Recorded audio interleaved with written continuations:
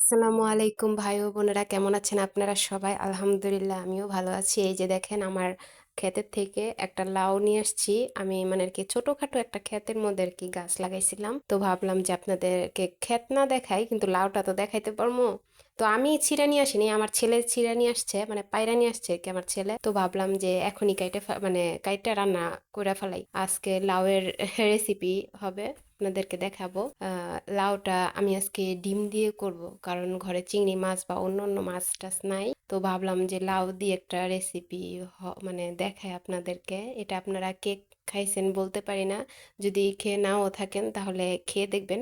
খারাপ না, খুব ভালোই লাগে, মজাই লাগে। তো এই যে লাউটা কাটতেছি, আর লাউয়ের যে ইটা মানে চামড়াটা, এটা মানে খুব মানে ছিল, মানে লাউটা খুব কড়া। তো আমি চাইছিলাম যে আরো 2-3 দিন পরে লাউটা আর কি করব, তা আমার ছেলের জন্য পারিনি।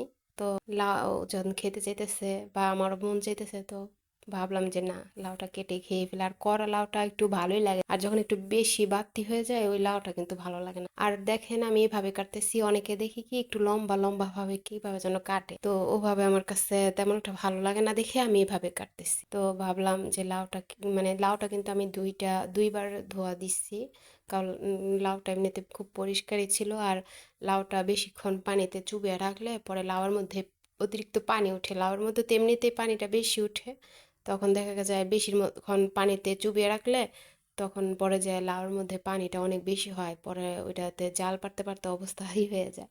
তো সেজন্য সাথে সাথে ধুয়ে মুয়ে এই যে পেঁয়াজ মরিচ কাঁচামরিচ সব কিছু কেটে নিলাম।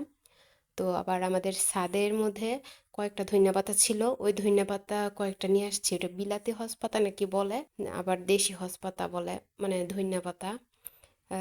ভুল হইলে ক্ষমা করবেন, ক্ষমার দৃষ্টিতে দেখবেন কথা যদি ভুল হয়, কারণ আমি নতুন সব কিছু ভিডিও করতেছি। তো ভুল প্রথম প্রথম সবারই ভুল হতেই পারে, তো সবাই ক্ষমার দৃষ্টিতে দেখবেন। এই যে আমি বসিয়ে দিতেছি, আমি পেঁয়াজ মরিচ মানে একসাথে দিয়ে ফেলছি। এটা আমি প্রায় প্রায় এই মানে তরকারি রান্নার সময় প্রায় প্রায় এই কাজগুলো করি। তো টমেটো যা ময় মশলা ছিল এগুলো সব দিয়ে দিছি। আমি একটু আদা রসুন বাটা দেই আর কি, লাউ তরকারিতে অনেকে দেখি যে দেয় না, কিন্তু আমার কাছে লাউ তরকারির মধ্যে আদা রসুন বাটা একটু দিলে খুব ভালোই লাগে। অল্প দেই, বেশি পরিমাণের দেই না। আর কয়েকটা টমেটো দিলে তো কথাই নেই। তো এই যে লাউ শুরু করে দিচ্ছি রান্না।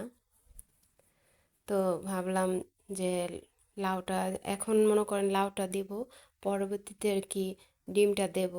ডিমটা মানে দিয়েছি একটু আগে, দেওয়া হয়েছে ডিমটা, তো ওটা দেখাইনি কারণ এক হাত দিয়ে মোবাইলটা ধরে আসছিলাম। তো তো সেই কারণে আপনাদের সাথে পরিপূর্ণভাবে দেখানো হইতেছে না, এটাই আর কি। তো কেমন হয়েছে বলবেন, আর আপনারাও ট্রাই করে দেখবেন, যে অবশ্যই ভালো লাগবে।